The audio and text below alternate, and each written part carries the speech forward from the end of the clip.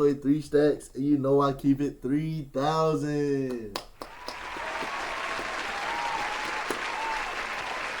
But first and foremost, I want to thank all of y'all for 2,000 subscribers. Let's cap it up again for that. That's a cap it up. But I ain't gonna lie, you know what I'm saying? I love the reaction videos, but I want to react with y'all more. I'm about to really get in my bag with this content stuff, you feel me? I just graduated, clapping up again. But I really love y'all, man. Y'all really, you know what I'm saying? Y'all really set me on the path I really want to be on. So let's keep doing big things, you know what I'm saying? Let's get right into the video.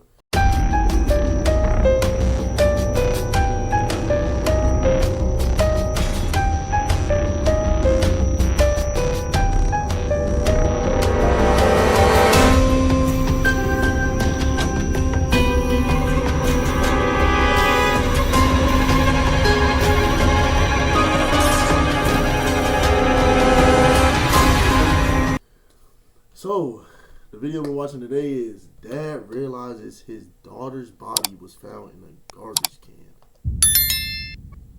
Oh man. Well, it's time for some true crime, and let's get right into it. Whoa! Yeah. Gun? There's all sorts of blood in here. She's in there.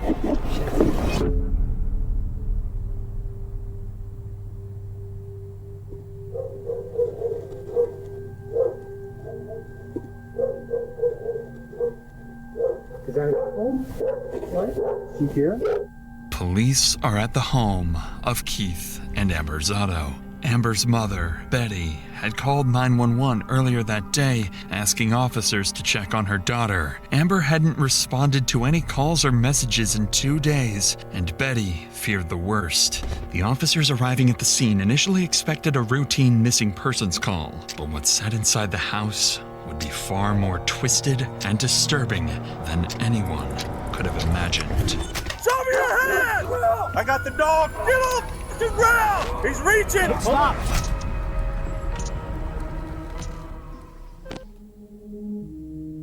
When police first arrive at the Zotto home, they encounter something strange. Only Keith and Amber's children answer the door, claiming their parents are gone and they don't know when they'll be back. This alarms the officers, so they decide to call Betty, the person who originally dialed 911, hoping she can shed some light on the situation. But what Betty reveals to officers would quickly transform this simple welfare check into one of the town's most disturbing mysteries yet. Hello? Betty, it's Officer Crowley, Aurora Police Department. I'm at the Milan Circle address. I'm talking to the kids. What's your relation to this family, just so I know? I'm their grandma. She didn't take her truck because you can see it in the driveway. Yeah, I was wondering about that. Her phone, the bank card is still in the house. Yeah. Betty, how many times do you think she's done that? Well, she's come over to my house. Oh, 3-4 times this year. All right. But it's always been for a day. So what I'd like to do is start where we always start, and that's the last place she was seen. I don't want to ask these kids for permission to go in the house, so I may have to call your son-in-law, talk to him on the phone, and see if he'll give me permission to go inside. Betty would mention that she had been to the house earlier that day and noticed a few strange details. Amber's car was still in the driveway of the home, and her phone was left inside the house, as well as all of her credit cards and important documents. These minute details would prove to be much more important later on. Shortly after this call, Betty and her husband Ronald arrived at their daughter's home to meet with the police. It's here where Betty would reveal what she believed really happened to her daughter. Hey, I'm Officer Crowley. Thanks for coming out. So I called him, but I left him a message. He didn't pick the phone up. So I can't just go inside without a warrant. I'd either need a warrant or his permission to go inside the house. And that's not your residence, and I can't ask you for permission. Obviously, the kids are too young for me to ask for permission. So just want to do it the right way before anything else, if that makes sense. Yep. When's the last time that you saw the daughter? Saturday afternoon when I came to pick up the kids. They spent the night with me Saturday night. Was there any problems at that point, or was it just pick the kids up? The kids are going to stay at her house for the weekend? Everything was fine. She said, I hope you feel better. We'll see you tomorrow. Okay. It's pretty. Had there been any drinking at that point? There, Oh, you heck didn't no, think? they No? drink in the evenings. Okay. Yeah. And then no sign that there had been any argument or anything No. like that. No. Okay. As you can see, I don't No, want you to that's think all that I right. jumped any conclusions, but I'm just Yeah. trying to put like a kind of a piece of timeline and kind of behavior as well too. According to Betty, the family typically had dinner together on the weekends, and although Keith and Amber occasionally argued, things never turned physical, at least not to her knowledge. But with no parents home, officers still couldn't legally enter the residence, so they continued speaking with Betty, hoping she'd reveal something that could explain Amber's sudden disappearance. Betty explained that Amber was highly active in the community, volunteering at her children's elementary school as the treasurer of the parent organization, and everyone around town knew her as a family-first mother, spending most of her time with her children. That's why Amber's disappearance was so puzzling. It simply wasn't like her to spontaneously leave her kids alone. But this confusion would only heighten when Betty showed officers something that made the case even more unsettling. A note suggesting Amber might have harmed herself. The note is what concerned Do you mind if I read that? I don't have a problem with Is this it. a copy of it or is this? Yes, I made a copy. I don't know. This is the original. Okay. I didn't want to. Just from my report, I'm going to have to take the original for evidence for Oh. property at some point, okay? Okay. But I'm going to sit and read this in the meantime. The note Let's read. I haven't been the best wife I deserve. I deserve everything and all the horrible thoughts you think of me. I ain't gonna lie, am I dumb? Hold on. I have always had, in my mind, make sure my mom has to identify my body. Everybody would be better off without me. Oh man, that's heavy. Betty had discovered earlier read in part, I haven't been the best wife. I deserve So I just read that for no reason. Like, I literally could have just, my fault. My fault, Chad. Well, not Chad, my fault, YouTube family. I'm sorry. everything and all the horrible thoughts you think of me. I have always had it in my mind. Make sure my mom has to identify my body. Everyone would be better off without me. At first glance, the note appears as a tragic, heartfelt goodbye. Amber seemingly detailing years of self-doubt, despair, and emotional pain. But something about this note didn't align with what police knew about Amber. According to her mother, whenever Amber and Keith fought, Amber always stayed at her parents' house and had never just disappeared.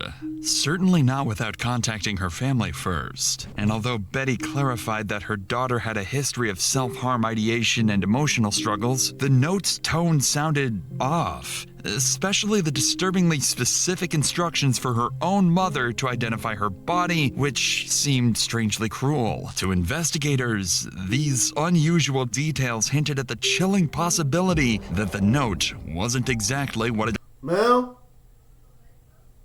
Huh? Man, she's not even talking to me. appeared. They began to suspect Amber might not have written these words freely. Something wasn't right. So based on these signs, officers decided to speak with Betty again, this time on Mom, Mima don't gotta make the mac and cheese. She said she probably gonna make it Thursday. Okay. the oddities found inside the note. Do you think it's something that, would he harm her in any way? Would you have any either information or inkling that that might happen? No. Okay. If she had walked away, I mean, I'm just wondering where else or how far she could have gone. She has walked to our house. We're in 70. Yeah. When she's been drinking and can't. I understand. Of course. She's made I it that agree. far. That's why I'm so concerned. That's right. And that's where, that's why I searched Sunrise Park, because that's the closest park to here. And I don't know why in my head it's, you're not gonna do it in your home. You might do it too, Yeah. Betty would also find the note strange, but doesn't think Keith would have anything to do with Amber's disappearance. At this point, nothing makes sense. So, without any further clues, officers decide to move to the next step in their investigation, searching the property.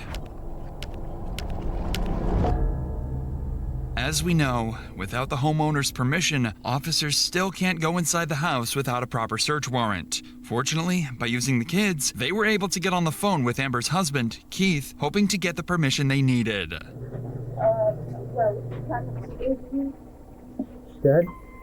The cops are here and they want to talk to you.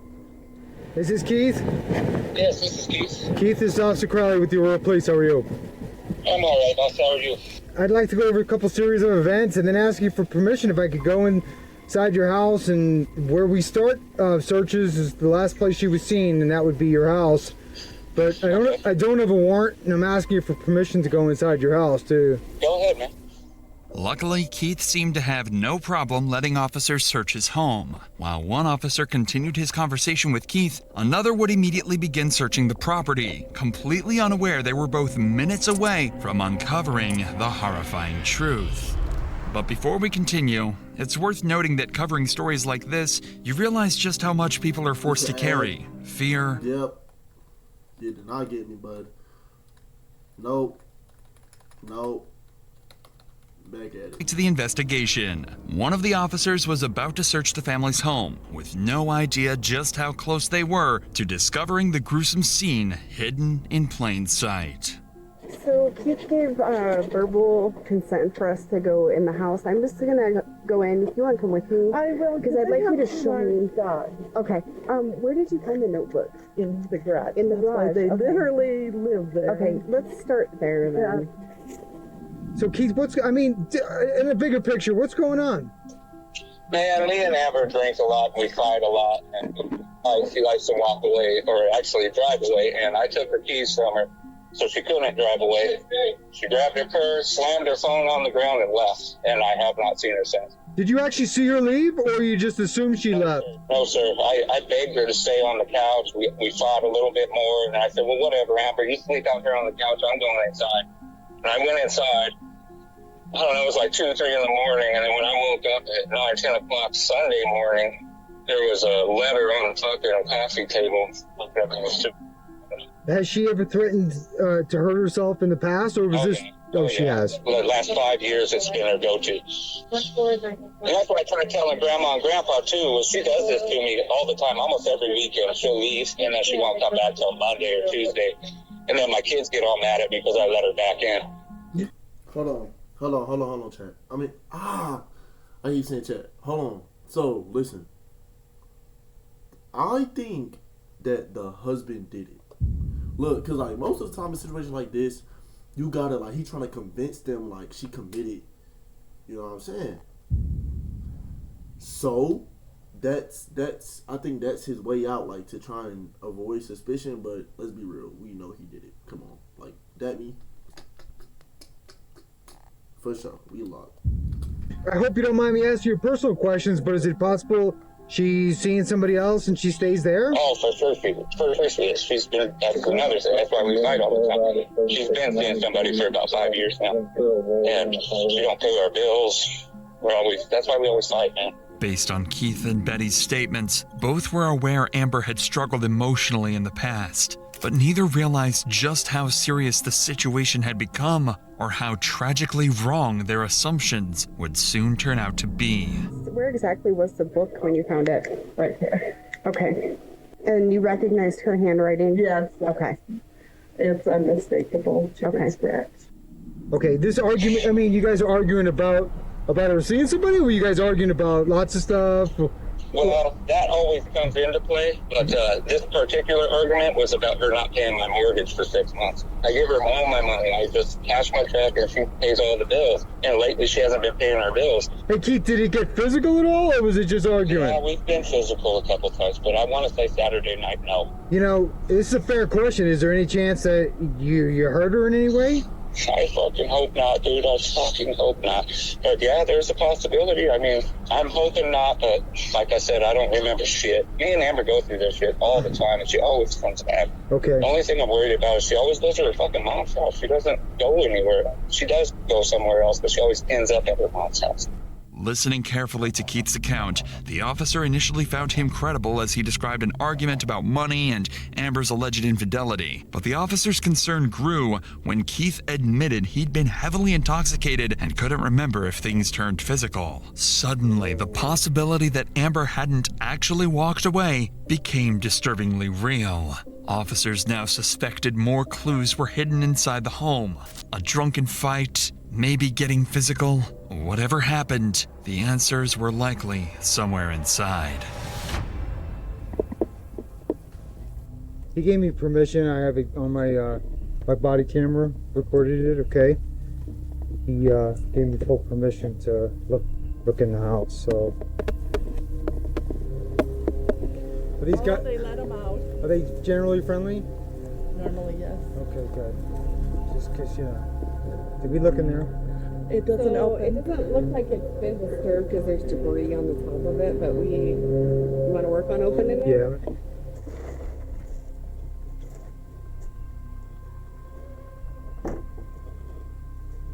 Clouds. Yeah, let's see. As officers continued their search, their body language indicated something was off. Careful not to alarm the family, neither officers openly acknowledged it yet, but they both recognized the unmistakable stench hanging in the air, the odor of decay. At this point, the only thing they were looking for was the source of that disturbing smell.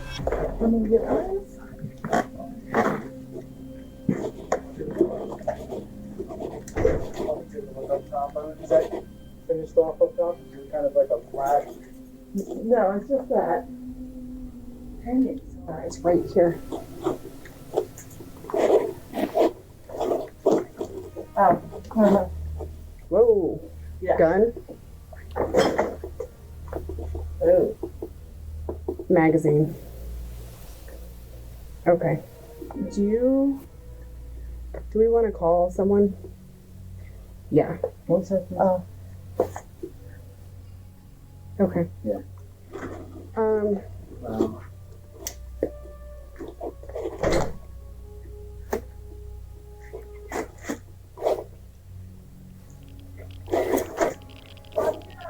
We'll have you stay inside, please. 1 second.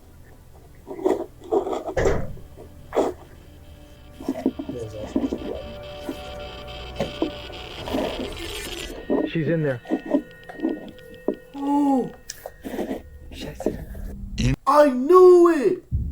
I knew it! Well, I mean, the title says it, but like, but did the husband do it though?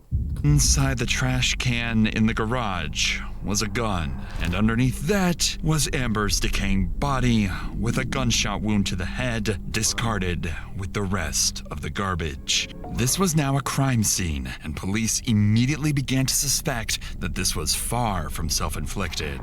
But when I searched the house, my fear was, something funky. I looked in that trash bin. Okay. There was nothing in it. Okay. Well, when was that? When did? I was here about 9 a.m. Okay. There was not. I would have noticed that. Okay. The top was the carpets, and because of the smell, I literally find I'm just gonna many forensic files. It was not there. So somebody's been here. Okay. And the kids were sleeping, and they are unaware of being here. Okay. But so somebody did that. Okay. Hold on. Did the mom and the father have a part of this? Like, I can't think about, because, like, let's be real, like, if I found out my daughter's body was in a trash can dead, I'm, oh, baby, no, like, oh my God, like, I would be tripping, but, like, they not even tripping. Hey, man, you know what I'm saying? Ready? Partner, what's your first name? Ron. Can you get the kids and just go wait in your house? Strangely, although Betty had noticed the same foul odor of decay earlier, she didn't realize its implications, instead believing, or perhaps choosing to believe, that all this concern was simply because of the firearm police discovered in the trash can. Betty didn't know it yet, but her statement would soon cast serious suspicion on her, making detectives question whether she herself had played a role in Amber's death. For now, though, officers had to secure the area and move Amber's family away from the gruesome scene. I don't want the kids to see. I mean, this isn't nice. So if you lift here, I mean, obviously there's a gun there, but if you lift here, you can see her foot. She weighs about 160, 170 pounds. Right there, where your hand is. See, there's the body. Yeah. So I called Reno. He's calling MCU, and I know he sent you too.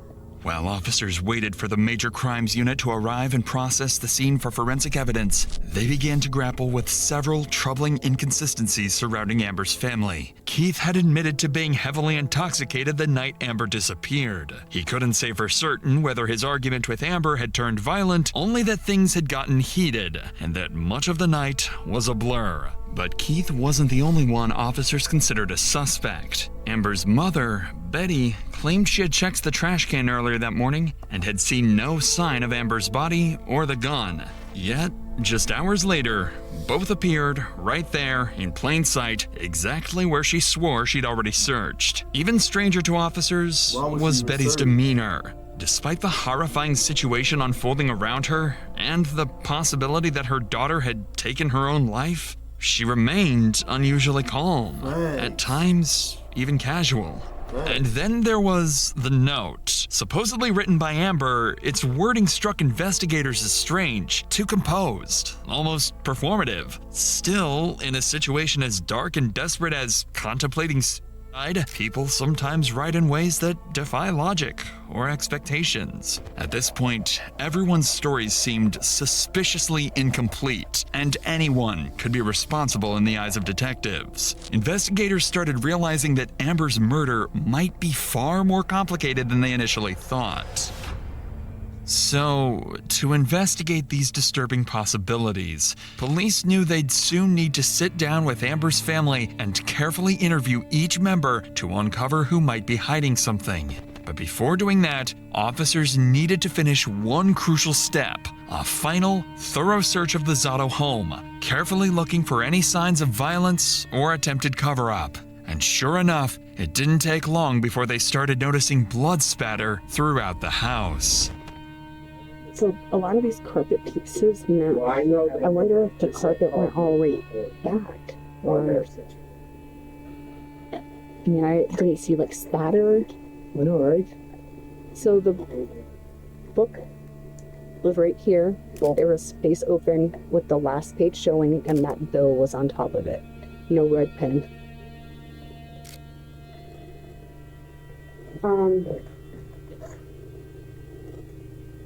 Got blood on the light switch.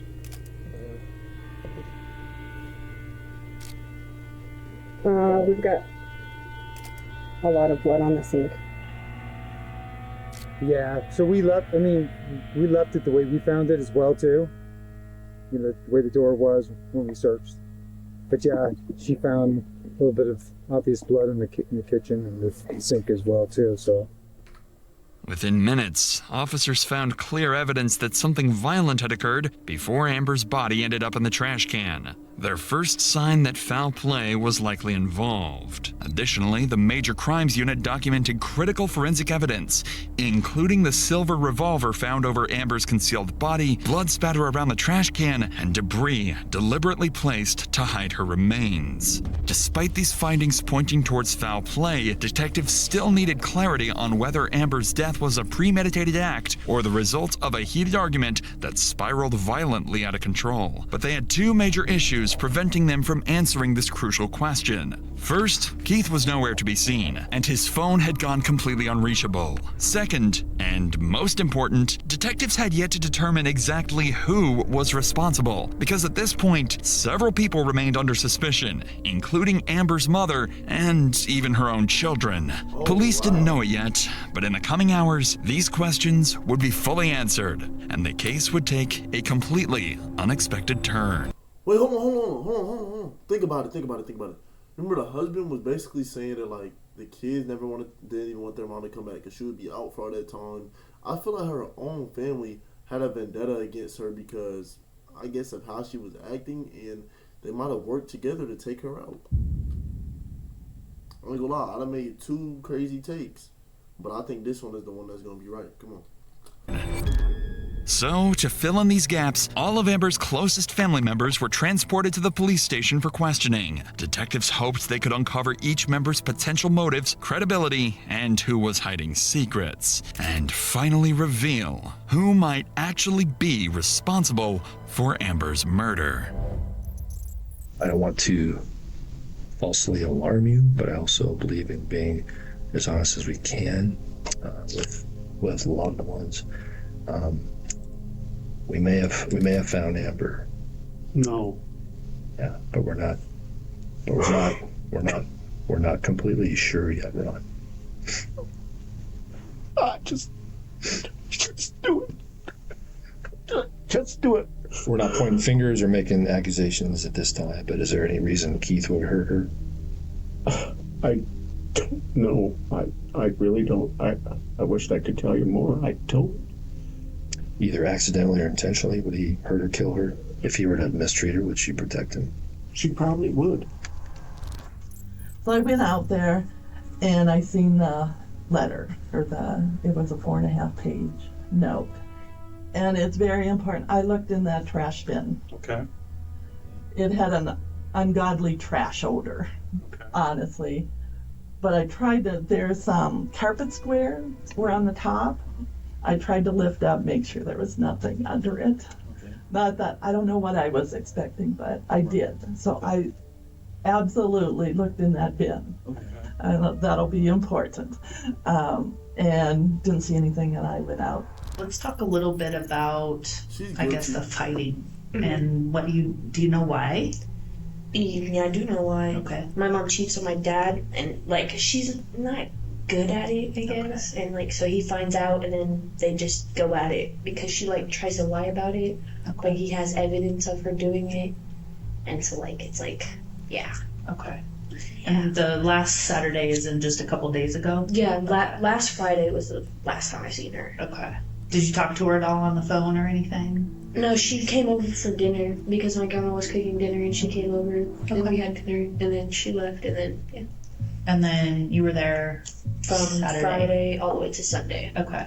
After speaking with Amber's family, investigators finally had some clarity. Betty remained adamant she'd checked that trash can that morning, insisting the gun and Amber's body weren't there, which made her case seem more suspicious. Meanwhile, Amber's father, Ronald, was shocked by his daughter's death and found it was hard to believe Keith was capable of harming her. As for Amber's children, Annabelle explained they'd both been staying at their grandparents' house during the weekend, clarifying why they didn't hear the gunshot that ended their mother's life. However, Annabelle's unusual calmness and detailed awareness of her parents' unstable marriage raised some concerns about exactly what else the children might know or could still be protecting. After concluding the interviews, investigators were preparing to search for Keith Zotto, the one critical piece still missing. But just before they could act, they received unexpected news from Keith's sister, Susan Russ. It turns out Keith had visited her just hours earlier, and what he confessed would finally expose the horrifying truth behind Amber's murder.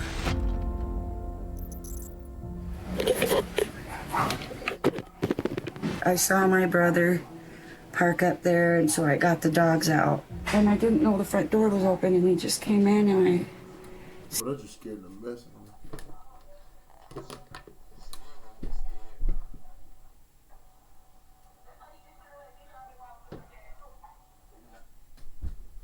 Alright. My fault, bro. My boy on the game was talking. I know scared the mess out of me. Seen it on his face, and he goes, "You know I don't hate you." That was the first thing out of his mouth. And I said, "I know, I love you. You're my best friend." Okay. And then I said, "It's Amber that's trying to keep us apart." Okay. And he just looked at me and started crying. And he said, "Oh my God, what did you do?" Okay. And I asked him if Amber was okay. And then He looked at me and he said, you know what, I don't remember anything. Okay. I just remember waking up and seeing her at the ground. Okay. I asked him what the hell happened to tell me what he did. Okay. He said they had been drinking and fighting all night. Okay. It was over money, I guess. Keith opened some bills and found out that the house had been foreclosed on. Okay. And then Amber pulled out the gun and he hit my brother with it. And then Keith said he took it away. And it just happened like that. He said he blinked his eyes and that was it. He said I blinked my eyes too and I opened them and I seen her on the ground. Susan's testimony finally cleared up everything for investigators. Keith himself admitted he'd woken up from a blackout to find Amber dead and openly acknowledged a violent confrontation that spiraled completely out of control. It was now clearer than ever that Keith Zotto was at the heart of Amber's murder. I mean, we figured that. I got that right. But let's see if anybody else involved. And it was time to track him down. Just a couple of hours after detectives left Susan's house, Aurora police received a call they never expected. Keith Zotto had surfaced at his sister's house again, ready to surrender. By now, officers knew Keith had already killed once, and for all they knew, he was still armed and dangerous. So they came prepared. A SWAT team descended upon the location, ready to take Keith down if he made even the slightest wrong move. It's gotta be up one more. It's this one, right? 7-9? 7-9 is this one. All right. Sorry. Ready? Watch out, Bubba.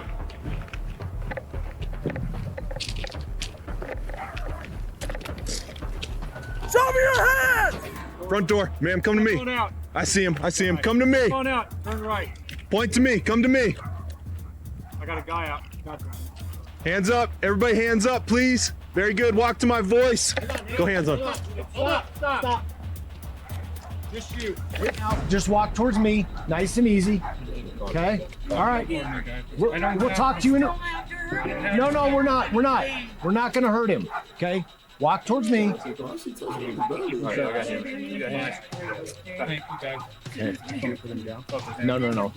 Just keep walking. Walk towards this guy. Very good. You good, man. Very good. Very good.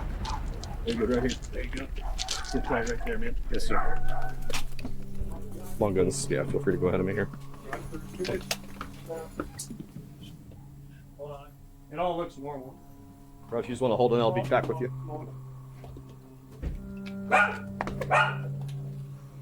You guys good?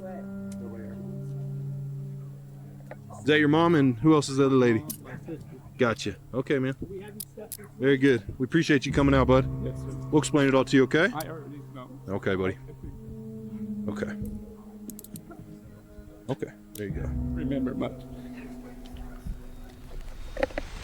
Finally, after hours of uncertainty, Keith Zotto surrendered to Aurora police without incident. He was immediately taken into custody and formally processed for the murder of his wife, Amber. Keith would go on to admit to killing Amber late Saturday night, claiming his gun accidentally went off during a drunken argument over money and infidelity. Though he insisted he couldn't remember placing her body in the trash or concealing the crime, Keith accepted responsibility for her death. However, Betty's earlier statement surrounding the infamous trash can remained unclear, and investigators were never able to determine why she didn't see the gun or Amber's body that morning. In May of 2021, Keith Zotto was found guilty of first-degree murder and sentenced to life imprisonment without the possibility of parole. Man, let's clap it up.